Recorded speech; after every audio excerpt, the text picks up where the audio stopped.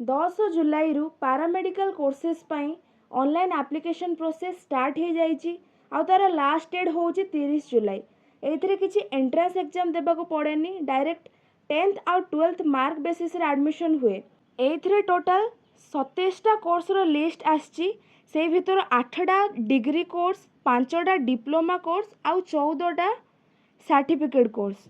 Degree course जदि आमे देखिबा ताले फास्ट आछि बैचलर डिग्री इन फिजियोथेरापी, जोड़ा कि 4.5 इयर्स रो कोर्स। ए कोर्स टी करि सल्ला परे तमे फिजियोथेरापिस्ट हे पारिबो।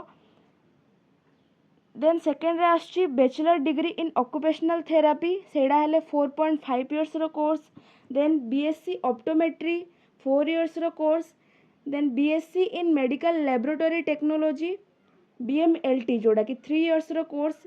Then BSc in medical radiation technology, that is also 3 years.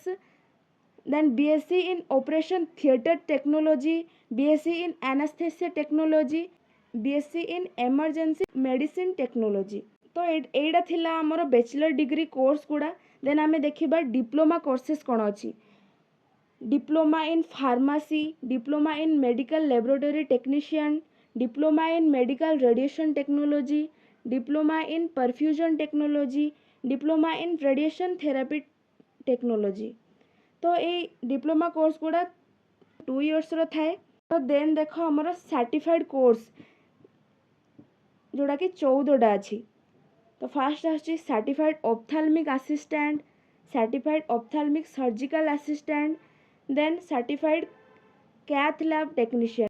एमती देखो आउरी बहुत सर्टिफिकेट कोर्स अछि, देखि देबो डी भल रे। जदि आमे एलिजिबिलिटी देखिबा ताहले कॉमन एलिजिबिलिटी तुमर 31 डिसेंबर 2026 सुधा तुमको 17 इयर्स होथवा दरकार। आउ जदि क्वालिफिकेशन देखिया बेले देखो जो डिग्री कोर्स रो फास्ट दीटा बैचलर डिग्री इन फिजियोथेरापी आउ bachelor degree in occupational therapy, ए दीटा पाई तुमको पीसीबी रे 50% मार्क दरकार। जदि एससी एसटी बेले 40% मार्क आउ पीडब्ल्यूडी पाई 45%। बाकी सब जेति की कोर्स रहिला सबू पीसीबी और पीसीएम जोड़ा हेले भी चलिबो। आउ सेइतरे 50% मार्क जनरल को दरकार, 40% एससी एसटी को आउ पीडब्ल्यूडी पाई 45%। लास्ट 3टा सर्टिफिकेट कोर्स देखो, certificate ward technician, certificate blood collection assistant, certified course in first aid. एइतरे खाली 10th पास हेतले भी अप्लाई करि पारिबे।